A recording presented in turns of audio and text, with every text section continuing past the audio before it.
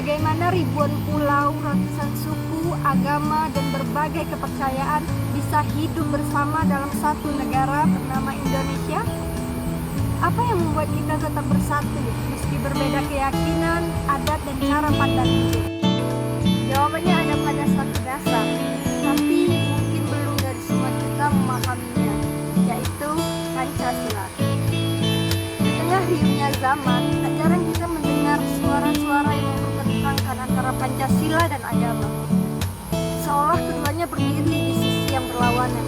Tapi, benarkah begitu? Dalam video ini, kita akan membahas hubungan antara Pancasila dan agama. Mari kita buka wawasan, perluas pemahaman, dan bangun kesadaran bersama. Kita akan menyelami lebih dalam hubungan antara keduanya, bukan untuk membandingkan atau mempertentangkan, tapi untuk memahami bagaimana keduanya saling melengkapi dan memperkuat arah bangsa. Betapa luar biasanya negeri ini. Dalam satu hari, kita bisa mendengar suara azan bersahut-sahutan, lalu berselat, tentang lonceng gereja, kidung dari pura, dan mantra dari vihara. Semua hidup berdampingan, tidak saling mengganggu, tidak saling meniadakan. Jadi, apa sebenarnya peran agama dan Pancasila dalam kehidupan kita sehari-hari? Agama hadir sebagai pedoman moral dan spiritual. Dia mengajarkan nilai kebaikan, kasih sayang, kejujuran, serta panduan hidup pada Tuhan dan sesama. Sedangkan Pancasila sebagai dasar hidup bersama dalam bernegara, yang memayungi seluruh rakyat Indonesia tanpa memandang latar belakang suku, agama, ataupun golongan. Keduanya, agama dan Pancasila, memiliki peran yang berbeda, tapi justru saling melengkapi. Agama mengarahkan nurani pribadi, sedangkan Pancasila menjaga harmoni sosial. Bukan kebetulan jika sila pertama Pancasila berbunyi ketuhanan yang Maha Esa. Karena sejak awal Pancasila lahir dari rahim nilai-nilai agama, dan pendiri bangsa menggali inti-inti moral dari ajaran Islam, Kristen, Hindu, Buddha, Konghucu, dan kearifan lokal. Mereka meramunya menjadi fondasi yang tidak memihak satu agama, tapi memuat semangat semua agama. Agama menuntut manusia menuju kebaikan, sedangkan Pancasila mengatur agar kebijakan itu hidup dalam kehidupan bersama. Agama memelihara jiwa, Pancasila menjaga persaudaraan sosial. Di Aceh, hukum Islam berjalan. Di Bali, umat Hindu merawat tradisi. Keduanya tetap menjadi bagian dari Indonesia. Ini bukan karena kita menyingkirkan agama, tapi karena kita sepakat bahwa nilai ketuhanan dalam Pancasila menjadi payung yang adil bagi semua rakyat Indonesia. Agama dan Pancasila bukan untuk dipertentangkan. Ketika kita menjalankan agama dengan sungguh-sungguh, kita sedang menghidupi nilai-nilai Pancasila. Dan saat kita menjalankan Pancasila, kita sedang menjaga kehormatan nilai-nilai agama. Ketika kita memahami bahwa Pancasila dan agama berjalan beriringan, bukan berseberangan, kita mulai menyadari bahwa keduanya punya satu tujuan mulia: menciptakan kehidupan yang damai dan bermartabat. Di negeri yang penuh warna seperti Indonesia, untuk mencapai tujuan tersebut kita butuh yang namanya toleransi. Toleransi bukan hanya tentang menerima perbedaan, ia adalah bukti nyata bahwa nilai-nilai agama dan Pancasila benar-benar hidup di tengah kita. Lalu, bagaimana toleransi antar umat beragama menjadi trup kebangsaan yang menjaga Indonesia tetap utuh? Dalam Pancasila, toleransi bukan hanya etika sosial, tapi juga amanah kebangsaan. Dalam sila kedua, kemanusiaan yang adil dan beragam, dan dalam sila ketiga, persatuan Indonesia, memuat makna bahwa setiap manusia dari agama manapun adalah bagian dari keluarga besar bangsa ini. Toleransi bukan berarti mencampur adukan ajaran, tapi menghormati keyakinan orang lain tanpa mengorbankan kepentingan. Disinilah keindahan Pancasila. Ia tidak menyuruh kita melebur, tapi bersatu dalam keberagaman. Lihatlah di Papua sana, saudara-saudara Muslim ikut menjaga gereja saat Natal. Di tempat lain, umat Kristen membantu menyiapkan takjil Ramadan. Inilah Pancasila yang hidup. Ini adalah agama yang para ulama, pendeta, biksu, rohaniawan semua mengajak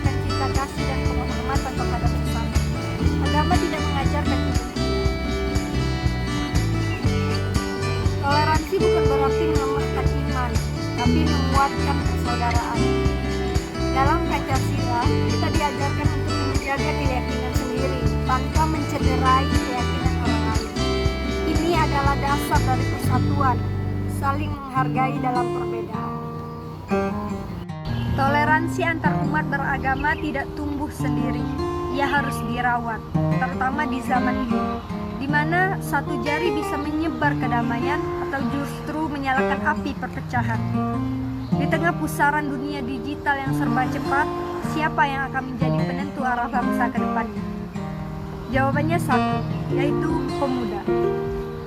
Lantas, bagaimana peran pemuda dalam menjaga nilai agama dan Pancasila di era digital? Sejak awal kemerdekaan, pemuda selalu menjadi penggerak sejarah.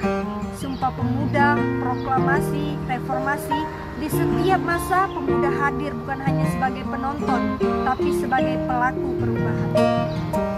Dan kini, tantangan kita sebagai pemuda bangsa bukan lagi melawan penjajah bersenjata, melainkan informasi yang berserakan. Bukan lagi kolonialisme, tapi krisis identitas dan nilai. Disinilah tugas kita bukan sekedar viral, tapi bernilai. Bukan sekedar eksis, tapi berprinsip. Mari kita contoh anak-anak muda yang memilih untuk membuat konten edukasi, bukan provokasi. Mereka yang membagikan ajaran toleransi, bukan ajaran kebencian.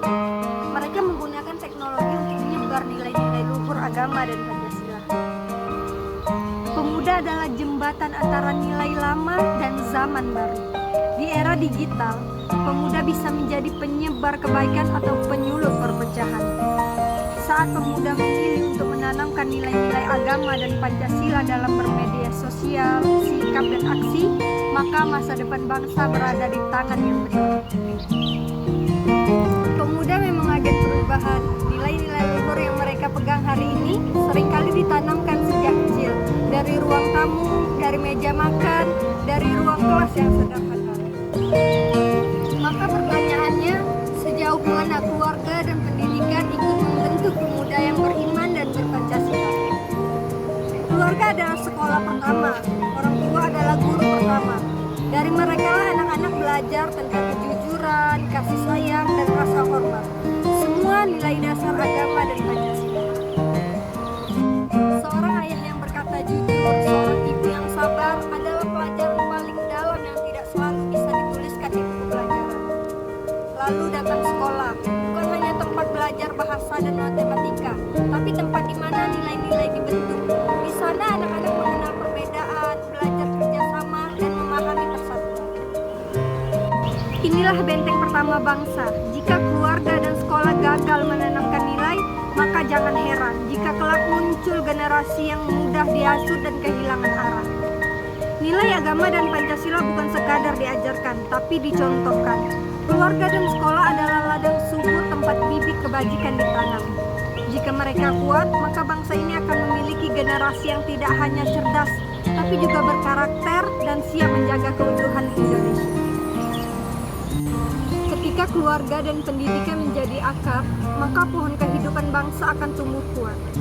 Di titik inilah mari kita merenung bahwa masa depan Indonesia hanya akan kuat jika kita berdiri di atas dua fondasi kokoh, yaitu agama dan Pancasila. Ini adalah poin utama pada video kita hari ini.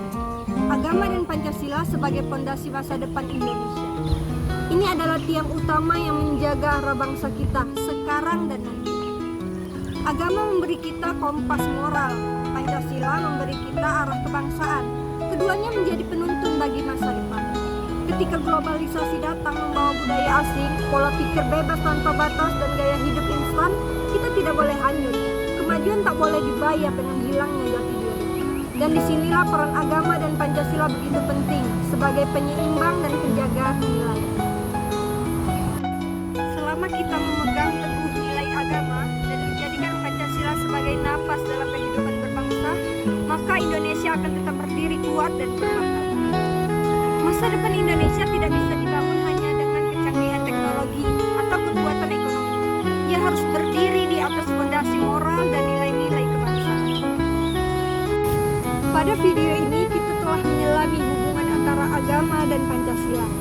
Kita melihat bahwa keduanya bukan kutub yang bertolak belakang, melainkan dua sisi dari satu kekuatan besar.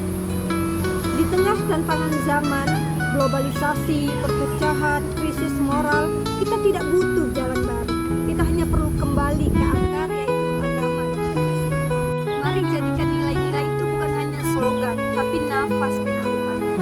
Karena sejatinya membangun Indonesia yang kuat bukan hanya soal ekonomi dan teknologi, tapi tentang menjaga ruh bangsa, iman yang kokoh dan persatuan yang utuh. Jika kita mampu menerapkan nilai-nilai agama dan Pancasila hari ini, maka kita telah menyiapkan masa depan Indonesia yang lebih terang, lebih damai, dan lebih bermakna. Saudara-saudara sebangsa dan setanah air, setelah kita menyusuri pembahasan panjang tentang bagaimana Pancasila dan agama menjadi fondasi yang kokoh bagi kehidupan berbangsa, saatnya kita menarik benang merah dari semua yang telah kita bicarakan. Kita hidup di negeri yang kaya, bukan hanya kaya akan sumber daya alam, tetapi juga kaya akan nilai-nilai luhur yang tumbuh dari keberagaman. Di negeri ini, suara azan bersahutan dengan lonceng gereja, doa-doa umat Buddha, Hindu, Konghucu, dan kepercayaan lokal mengalun dalam harmoni yang jika direnungkan adalah wajah asli dari Indonesia. Di tengah perbedaan inilah, Pancasila hadir bukan sebagai pesaing bagi agama, tetapi sebagai rumah yang menaungi semuanya. Pancasila bukanlah pengganti agama, ia juga bukan payung netral yang memaksa kita meninggalkan keyakinan. Justru sebaliknya, Pancasila memeluk semua kepercayaan dengan adil. Nilai ketuhanan yang Maha Esa yang menjadi sila pertama menempatkan iman sebagai landasan utama dalam membangun negara.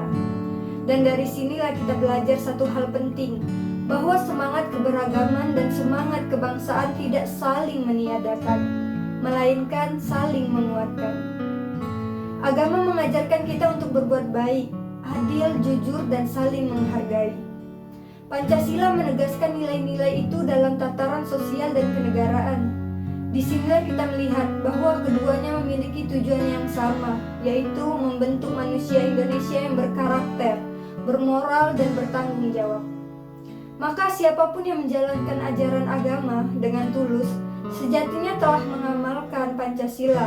Dan siapapun yang hidup dengan semangat Pancasila, sesungguhnya sedang memuliakan ajaran agama. Tentu perjalanan kita masih panjang, masih banyak tantangan intoleransi, seperti fanatisme sempit, hingga penyalahgunaan ajaran agama dan manipulasi ideologi demi kepentingan pribadi. Tapi jika kita kembali melihat fondasi kita, jika kita mau duduk bersama dan mendengarkan lebih dalam, kita akan sadar bahwa bangsa ini telah diberi warisan luar biasa, yaitu Pancasila dan agama. Dua kekuatan besar ini yang bila digenggam erat dapat membawa kita melangkah mantap ke masa depan. Maka mari kita jaga keduanya, jangan jadikan agama sebagai alat memecah belah, dan jangan jadikan Pancasila sebagai jargon kosong. Hidupkan keduanya dalam perilaku sehari-hari. Karena pada akhirnya bukan sekedar soal dokumen konstitusi atau kitab suci, tapi soal bagaimana kita, manusia Indonesia, memilih untuk hidup dengan saling memahami, saling merangkul, dan saling menguatkan. Itulah makna terdalam dari menjadi bangsa Indonesia, bangsa yang religius dan sekaligus jiwa Pancasila. Terima kasih sudah mendengarkan saya sejauh ini. Semoga apa yang dibahas pada video kali ini bukan hanya menjadi wawasan, tapi menjadi dorongan kita untuk bertindak, menjadi pribadi yang lebih baik dan warga negara yang lebih bijaksana. Sampai jumpa di topik pembahasan kita berikutnya. Mari hangatkan hati dengan kebaikan dan bawalah Pancasila dan iman dalam setiap langkah. Wassalamualaikum warahmatullahi wabarakatuh.